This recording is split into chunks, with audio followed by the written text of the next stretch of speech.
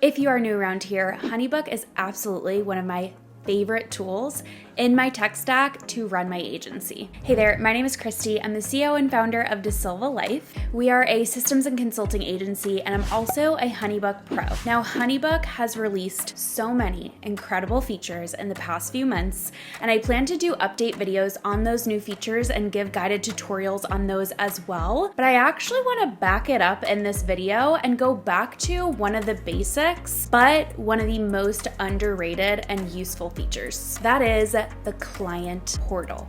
The client portal is where you are going to have every single thing in one place for every single project. You'll have all of your communication where you'll also be able to see if your client has read messages or not. You'll be able to see all of the files that have been shared, both internal HoneyBook files as well as files that you or your client have uploaded to the portal as well. You can schedule meetings, you can create tasks, collaborate with team members, and so much more. One other thing that I do want to touch on that's a newer feature of HoneyBook is the client workspace, where you'll be able to see all of the client project portals under one workspace with all the communication, the organization information. It is seriously a huge upgrade.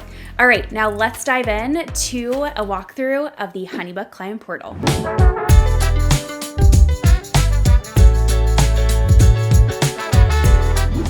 Okay, let's dive in to the HoneyBook project portal. So I want to go through literally every single button that you can click, what the things mean. And then I also want to show you what it looks like on the client end as well. Okay, so first, starting with this banner. Number one, you can create a branded banner if you want to just have one that says like your logo or something like that, or you can customize this for each client. So if you are a photographer, maybe you want the banner to be a wedding photo for the wedding clients or an engagement photo for the engagement clients. Now, there's no way to automate that. You can only set like one default. So it may be an extra step that you can decide if it's worth it or not. But you can see that if you click on this, how you would go ahead and set that custom is just by clicking this little photo button, and then you can either upload a photo or go to your library. So how do you set the default for the banner is actually if you go into Tools and Library. You do that by finding whatever photo you want to use and then clicking this star button. So you can see which dimension should I use. The project page header, items per page, file header. This is a nice guide to be able to know what dimensions for each of your things. So this is going to be the project page header. So 1200 by 400. So I highly recommend, unless it's something without like a photo, say it was just like this, you don't have to make sure that it's like the exact fit, but if it's something that has to be cropped, like for example, this one where we want the HoneyBook Pro logo showing up, then you want to make sure it is the right dimensions. Okay, so that is first how to set your banner. Then let's talk about the name here. So again, there's currently no way to automate the setup of what the project name is going to be. So what we recommend is having a naming convention. What our naming convention is the company name dash and then their project type. You're also going to see the project type in the details as well, but this way when we're looking in the project pipeline, you can see really clearly the company name and what their project type is. So then you can also change the project type here, and then the project dates and the location are going to show on this banner as well. So if you come here, then you're going to see who is added to this project from your team. And if they're a client, then it'll say client underneath. You can also add clients, collaborators, and team members, and you can add additional team members here as well. So what's great about the portal is that if you add a team member, they're going to receive every single communication back and forth that's sent through the portal, so they can stay in the loop. Same thing with clients and collaborators. If a client has multiple people that they need CC'd on those emails, that will be an option for them if you just add them to the project portal. From here, you can also schedule meetings manually. You can upload files, and then this create file is where you're going to create any files that you have to go ahead and send to them. So moving on, here you can see right here is where you can either reply to a previous message or start a new message. You can also pull up email templates. Now what we love doing is adding these names here, so like 0, 1, and then emojis to make it easier on the eye. These are things that we access often. So for inquiries, if someone inquires about a ClickUp project and it seems like they're a good fit for a strategy session, we'll send them strategy session. If we want to grab a call with them to talk about our consulting services, we'll invite them to a discovery call. And then there are other things here, not a good fit. We also have one here, no-show call check-in. So if I'm on a discovery call and I give them like 3-4 minutes and they're not showing up, I'll send that there. You can see if I click this, it's just going to be like, hey, hope all's well, is now a good time to chat. And then I'll link the Zoom link. So you can see how easy it is to have those templates right there at the top. But you can always reply to the last message as well. Then here, as you scroll through the portal, you're going to see active smart files here. So that means anything that you have sent to the client. You'll also see recent activity. So here you're going to see anything that has been sent, whether it's files, emails, etc. You'll be able to see if they viewed files, if they've completed them, and you'll be able to see if they have opened them, which is so awesome. So here you can just see this is all of the information sent back and forth. If I scroll all the way down to the bottom, because this is my test project, you will see their initial inquiry. Okay, so that is really awesome for you to always have everything in one place, all of the communication. Now, note, in order for this to be tracked in this portal like this, you do have to send the emails from the portal, but you are able to connect this to your email service provider. So if I come into company settings and then integrations, you'll see email integration right here. So I connected Christy at DaSilvaLife.com. So anytime I'm sending something from the portal, it's coming from me. Anytime they respond, it's going to come into the portal, but it's also going to come into my Gmail, which is awesome.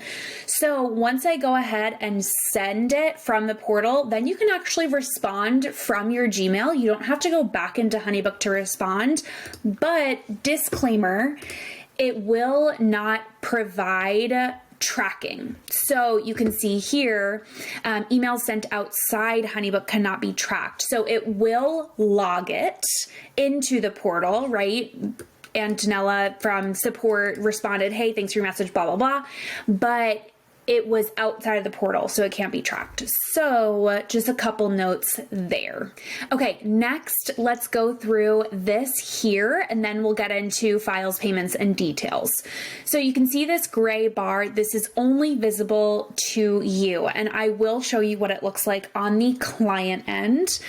So here you can see if you click the 3 dots, you can reschedule the project. So this is just changing the project date, which you can also do in the details section.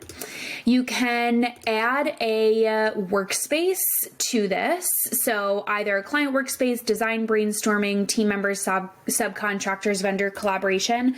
What that is here is this related workspaces. So basically it's like linking 2 portals together for easy access, but they're not connected in the way that, like, for example, if you want to collaborate with your team on this project and you want to email them, you don't want to do it in the client portal because then that is going to go to the client. There's no way to like say, okay, I want to send this email just to my team member. If you send a message in the portal, it's getting sent to everyone. So if you add those related workspaces, you can create a whole other project called Smith Roofing Internal, where you're communicating with your team, and then link it to this portal. We personally use Slack and our project management tool ClickUp to communicate internally about projects, but there definitely are use cases where that could be very helpful for your business type. You can also refer them to another vendor or assign a team member to this workspace so they are the project owner, and then you can also delete the workspace. Now, I rarely recommend deleting a workspace because I would always recommend archiving it so you could always get it back. Difference between archiving and deleting. Deleting, gone forever. Archiving, you can get it back. So I only recommend deleting projects if they were like a duplicate or a test project.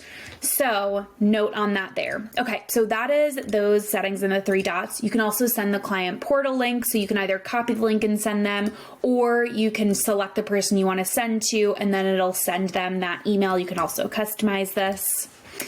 Then you're going to have the stages. So this is connected to your project pipeline. If I click on projects, you can see the pipeline here. You can also customize this pipeline. So you can change it from the project pipeline itself or the stage here as well as archiving a project. The lead source, this is where you can say, okay, what are my standard lead sources? You can create new ones, but if you want to manage, delete, change those, that's going to be available in your company settings, preferences, and then lead sources here, as well as project types.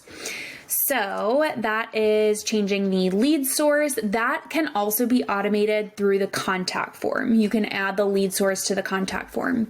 You can then just click on additional team members to add them there.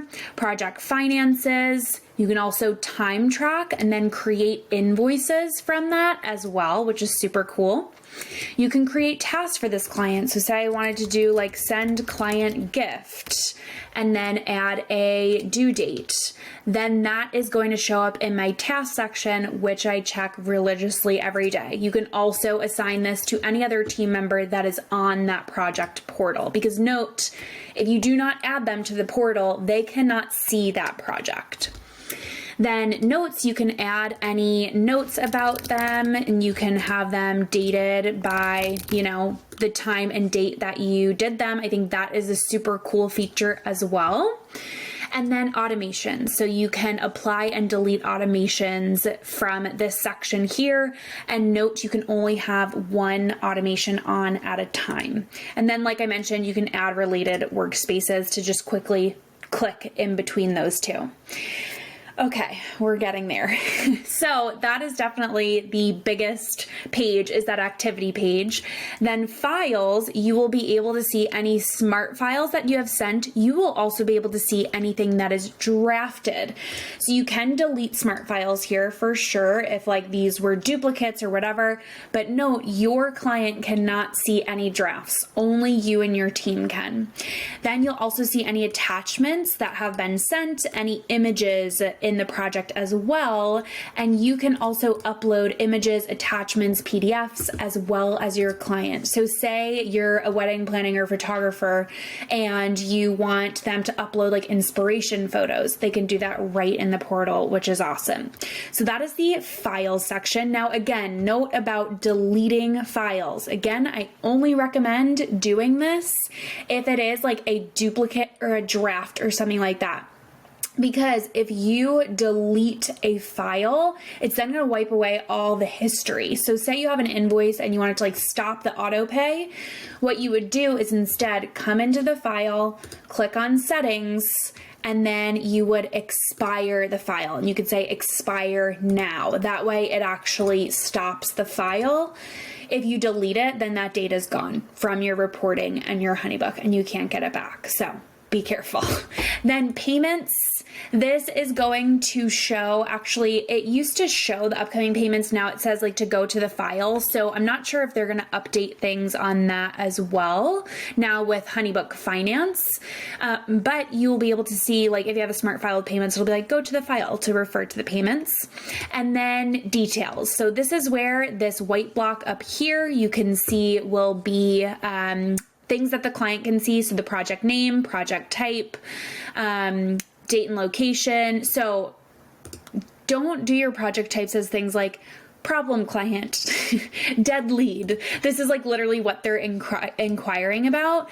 You'll see the project date, availability, free or busy. This is super important. So we use our project dates because we're like, it's not like an event where their project date is just like a few hours on a Saturday. We use it as the whole 3 or 4 weeks that we're doing the project. So if we marked this as busy, it would block off all our calendars. So we want to make sure this is free.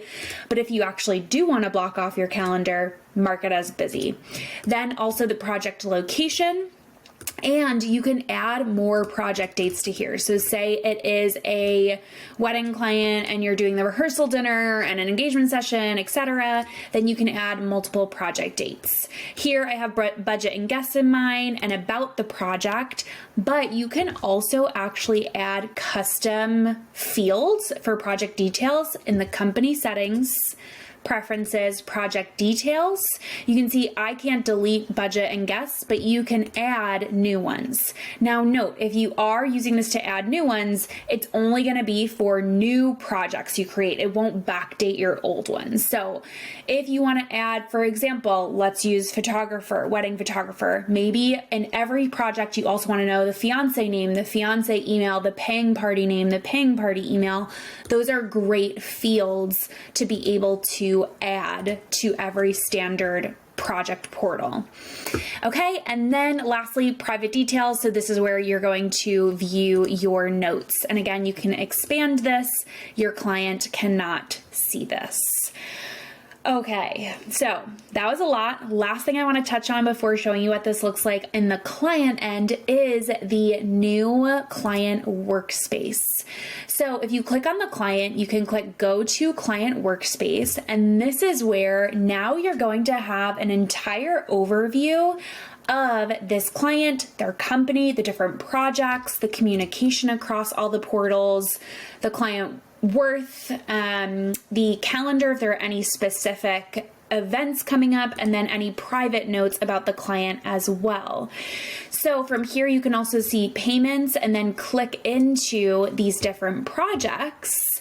So what's great about this is obviously what's the difference between a client and a project? So this is a client, right? John Smith, but he may have multiple projects where they have different project portals, right? Maybe he did a HoneyBook setup and then we had a photography branding session, whatever it may be. You can have different project portals, and then when you come to the client workspace, you can see everything in one shot. So that is a newer feature, and I think it is such an upgrade. Now, let's go ahead and see what this looks like from the client end. So if you come into company settings, and then you see domain and client portal, first of all, you can use your company's subdomain. So we do portal.dasilvalife.com, and then you can customize what this looks like. So you can change the background color. This is only the login for the client. You can choose to hide or show the logo. Do you want it to be full or square? Do you want to show the company name or do something custom? And yeah, so it's going to show in the button is going to be your brand color. So if I go into company brand, that's going to be this main button color here. So let me go ahead and log into John Smith's client portal. Okay, so here you can see I'm going to open up the portal. You can also email a link to log in. So I'm going to do support@dasilvalife.com. Let's see if I remember the fake password I set. All right, good to go. Now I'll save it. So now this is what it looks like on the client end. So they will only be able to see the activity, any files that have been sent, not drafted, and attachments and images, and then details, right? So this is what it looks like on their end. So they'll also be able to see the participants and their information. So you could also see participant info, and then they can either respond in the portal directly or upload files and images as well. So definitely looks very similar, but a little bit condensed version so you can have those private details about the client and the project. And that is it. Thanks for sticking with me. That was a long one, but there are so many details. I wanted to make sure I hit every single one so you are confident in utilizing the HoneyBook project portal for your business. So if you found that video helpful, please make sure to give it a thumbs up and subscribe to our channel if you don't want to miss any of the other HoneyBook tutorials that are coming down the pipeline. Again, like I mentioned, this is just one of many, many amazing features that HoneyBook has to run your business. So if you're wanting to dive a little bit deeper and see some more specific, tangible examples, we actually have a free on-demand webinar called Unlock the Potential of HoneyBook. I'll go ahead and link it in the description below where you can sign up. And if you have any other HoneyBook questions or features that you would love for me to highlight on our channel, go ahead and drop a comment below and let me know. With that, thank you again so much for watching. Please make sure to like and subscribe, and I'll see you next time.